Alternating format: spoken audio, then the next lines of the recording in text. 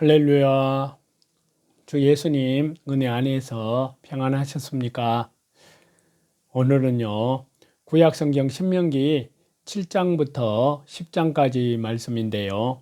자, 신명기 7장은 우상 타파로 지켜야 할 율법에 의해 절대 충성이라는 내용을 말씀하고 있는데요.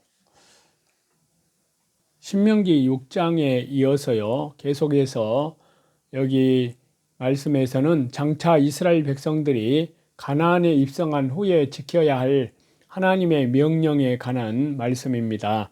다만 신명기 6장의 내용이 십계명 중 제1계명과 관련 깊은 것이었던 반면에 여기 신명기 7장은요, 우상 숭배 금지 명령인 제2계명과 관련이 깊은 것이라는 차이점이 있을 뿐입니다. 즉 본문은 이스라엘 백성들이 가나안을 정복할 때에 그 땅 거민을 완전히 섬멸하고 그들과 교류를 나누지 말라는 명령과 가나안 족속의 단과 우상을 파괴하라는 명령, 그리고 이스라엘로 하여금 하나님의 백성으로서 세상과는 구별된 삶을 살도록 촉구하는 내용을 말씀하고 있습니다. 하나님께서 가나안 족속들을 불쌍히 여기지 말고 철저하게 진멸하라고 한 것은 단순히 이스라엘이 정착할 땅을 얻도록 하기 위한 조처가 아니었습니다. 대신 이는 가나안 족속들의 차고 넘치는 죄악을 심판하고 백성들로 하여금 가나안 족속들의 우상 숭배에 물들지 않도록 하기 위한 조처였습니다. 따라서 가나안 족속에 대한 하나님의 진멸 명령은 하나님의 자비와 긍휼의 속성에 배치되는 것이 아니라 죄를 미워하시는 하나님의 거룩하신 성품을 보여준다 할 수 있습니다. 사실 하나님께서는 죄인을 사랑하셔서 하나님의 독생자로 하여금 대속의 희생을, 영원한 속죄, 온 세상 죄를, 그에 대한 죄의 싹을 치르는 그 대신 희생을 당하도록 하셨지만요, 그 죄만큼은 철저하게 보응하시는 공의로우신 분이십니다. 한편 이러한 본문은요, 이스라엘이 하나님께 선택된 근거를 분명히 밝혀주고 있고요. 즉 이스라엘이 하나님께 선택된 것은 그들이 수적으로 많거나 혹은 다른 민족보다 강하고 의롭기 때문이 아니었습니다. 오히려 그들은 다른 민족보다 연약하고 수적으로도 매우 빈약하였습니다. 그럼에도 불구하고 그들은 오직 하나님의 주권적인 섭리와 신실하신 하나님의 약속에 근거하여 거룩한 백성으로 선택이 된 것입니다. 따라서 이스라엘은 항상 하나님께 감사하며 구별된 백성으로서의 거룩하게 살아야만 했습니다. 그런데 이러한 사실은 오늘날 우리 성도들에게 있어서도 마찬가지입니다. 왜냐하면 우리가 하나님의 백성으로 구원을 받은 것은 주 예수님의 십자가의 보혈, 영원한 속죄, 완전한 속죄, 온 세상 죄로 말미암아 말씀과 성령으로 거듭난 우리가 구원을 받은 것은 우리가 의롭다거나 우리가 하나님의 백성으로 택함 받은 것은 혹은 다른 사람보다 인간적인 조건이 좋아서 선택된 것이 결코 아니기 때문입니다. 이는 우리 역시 부족함 많은 연약한 존재이지만요, 하나님의 뜻과 기뻐하심에 따라 긍휼을 입어 하나님의 백성이 된 것입니다. 그래서요, 우리는 하나님의 사랑과 그 은혜에 감사해서라도 마음과 성품을 다하여 하나님을 사랑하고 하나님의 말씀에 순종하여 구별된 자로서의 삶을 살아가고 있을 줄 믿습니다. 다음은 신명기 8장인데요. 여기에서는 복의 근원이신 여호와 하나님과 율법 준수자의 복에 대해서 말씀을 하고 있습니다. 여기서는요, 모세의 두 번째 설교의 주제가 여호와 하나님을 경외하며 하나님의 모든 규례와 명령을 지키라는 것이었음은 이미 앞에서 말씀드린 바와 같은데요. 이에 의거해서 모세는 계속적으로 백성들을 권면하고 있는데요.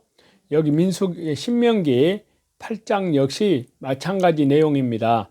특히 본문에서 모세는 백성들로 하여금 가나안 땅에 들어가서 더욱 하나님을 의지하고 하나님의 말씀에 순종하도록 하기 위해서요. 지나온 광야 생활 40년 동안 백성들이 하나님께 받은 풍성한 은혜를 상기시키고 있습니다. 즉 모세는 본문에서 광야 40년의 유랑 생활이 단순히 하나님을 반역한 결과가 아니라 이스라엘 백성이 하나님의 선민으로서 훈련하는 과정이었음을 설명해 주고 있습니다. 또한 그 40년 동안 백성들로 하여금 부족한 것이 없도록 풍족하게 채워주신 하나님의 은혜를 상기시킵니다. 자, 이러한 말씀은요, 하나님께서 하나님의 백성들을 연단하고 선민으로서 올바른 삶을 살도록 하기 위해서 징계하기도 하고 또한 고난을 주시기도 하시지만요, 그 백성을 세상에 영원히 버려두지 아니하시고 은혜를 베푸실 뿐만이 아니라 지키시고 보호해 주신다는 사실을 잘 보여준다 하겠습니다. 사실 성들이 광야에서 40년을 방황하게 된 근본 원인은요, 하나님께 대한 반역과 불순종의 결과였습니다.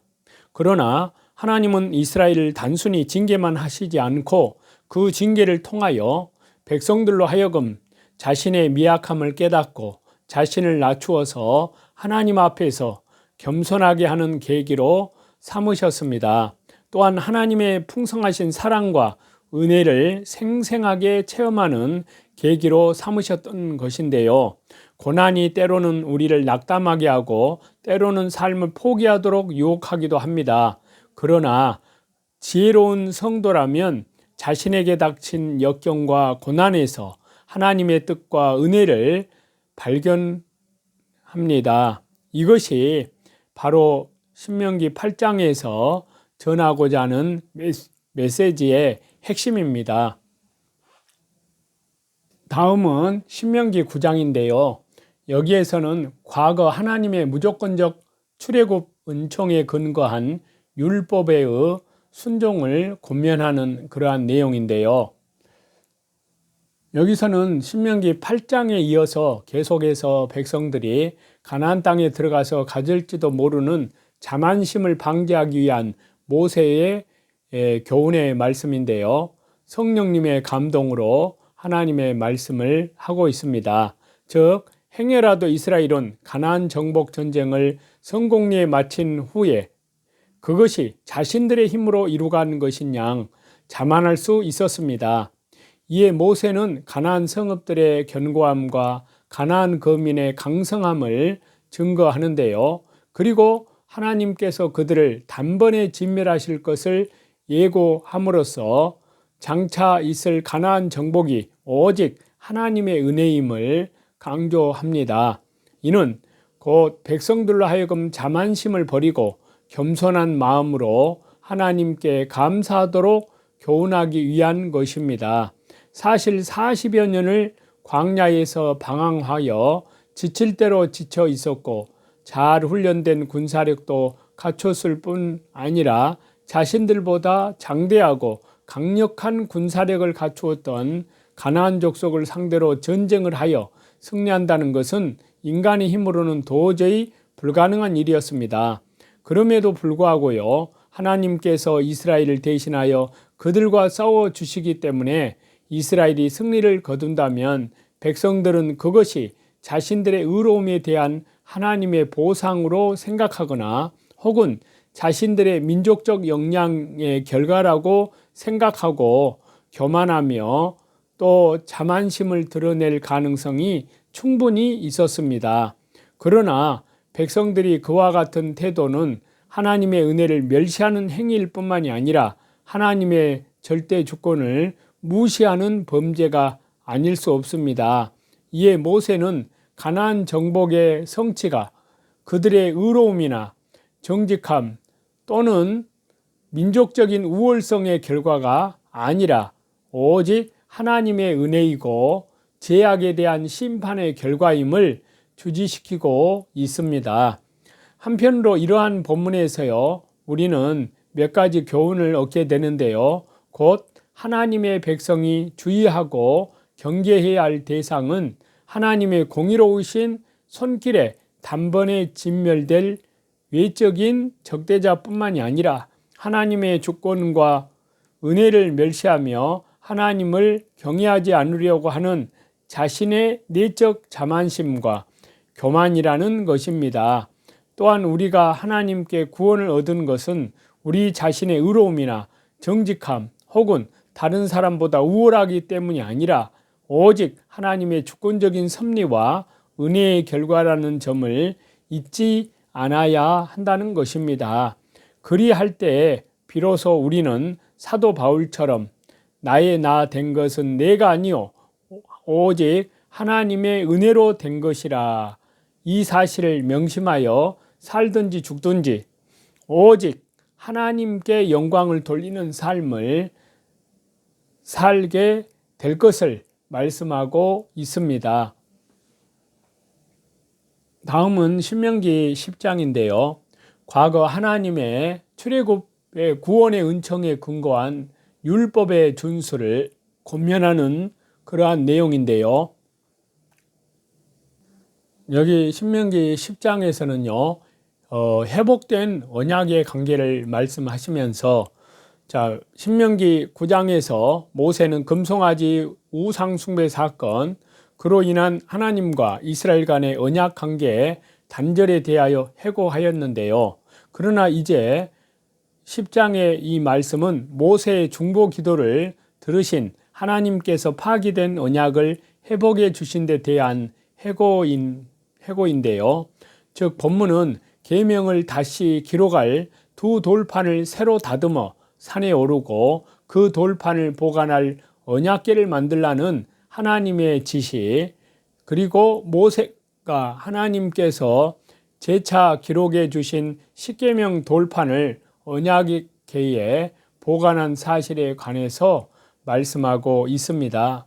사실 이스라엘 민족과 하나님 간에 맺은 언약, 이것은 백성들의 일방적인 계약 위반으로 말미암아 파기되었습니다. 즉 당시에 첫 번째 십계명판이 모세에 의해서 파기된 것은 하나님과 이스라엘이 맺은 언약이 파기된 것을 상징했습니다.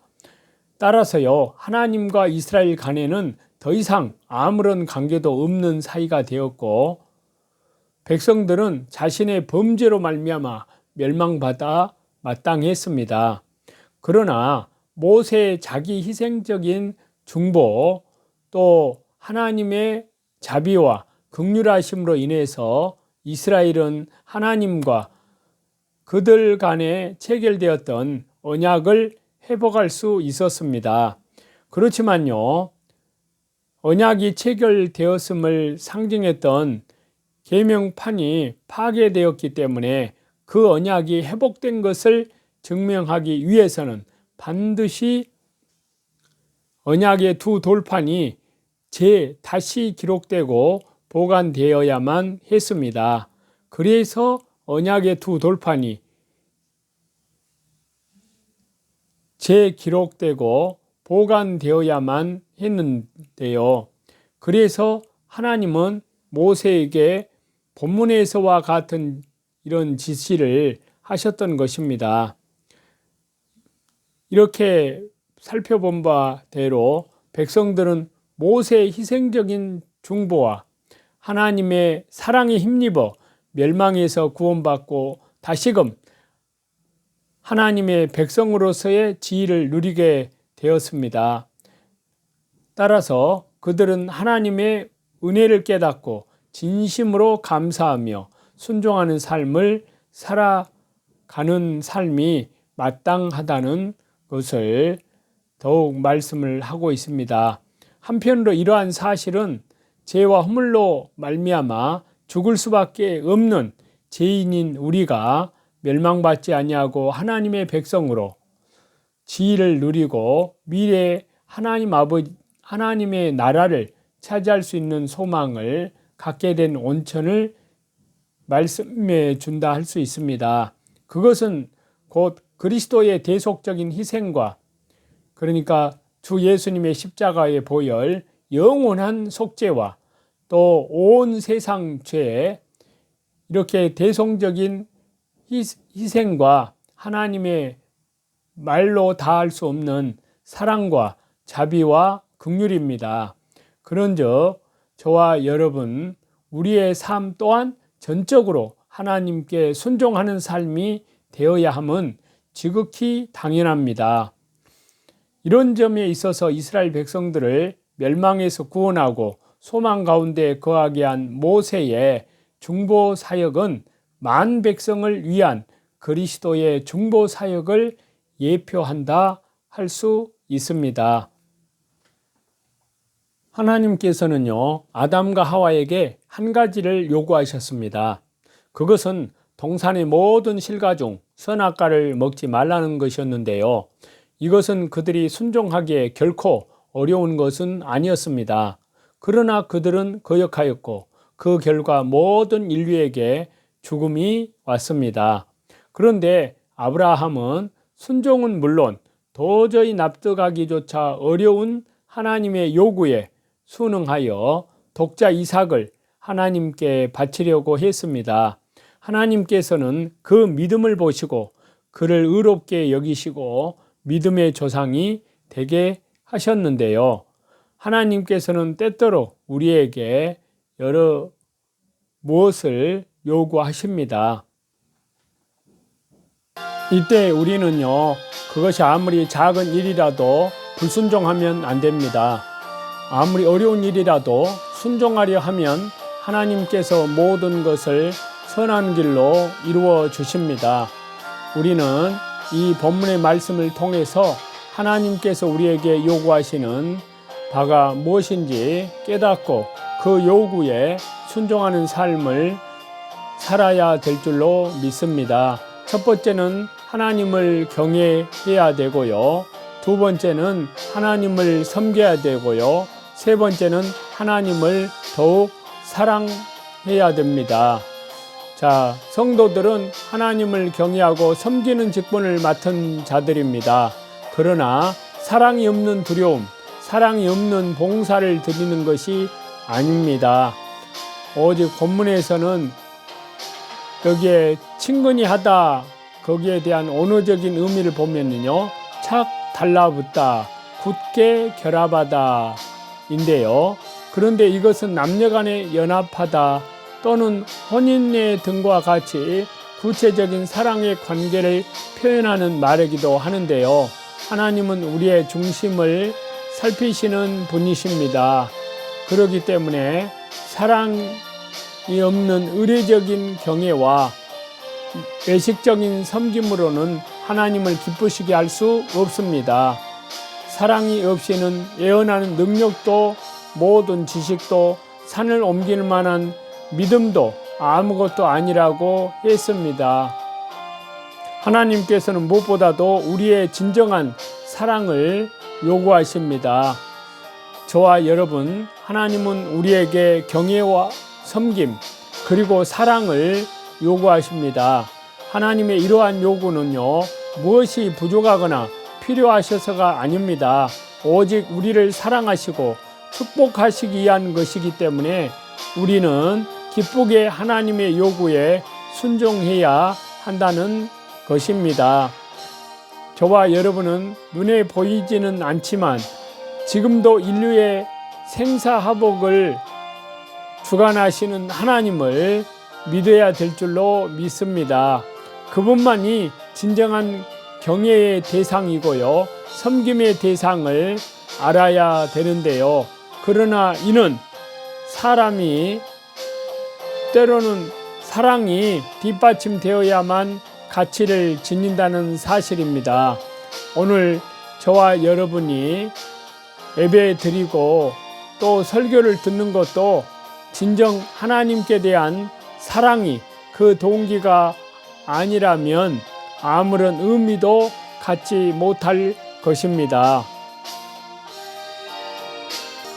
그래서요, 오늘 또 나를 부인하고 나의 십자가를 지고 믿음의 주여 온전케 하시는 주 예수님 한 분만을 바라보면서 우리 주 예수 그리스도의 재림을 향하여 현재 하나님의 말씀과 기도로 또 성령님과 동행하면서 더욱 우리의 믿음의 신앙의 인격이 구원받은 날부터 그것이 시작되고 하나님의 은혜 안에서 이제 그리스도의 장성한 믿음의 분량에까지 성장해 가시는, 또 밖으로는 이뤄진 영혼들에게 하나님 나라의 생명의 복음을 전파하시는 저와 여러분이 다 되시기를 우리 주 예수 그리스도 이름으로 간절히 축원합니다.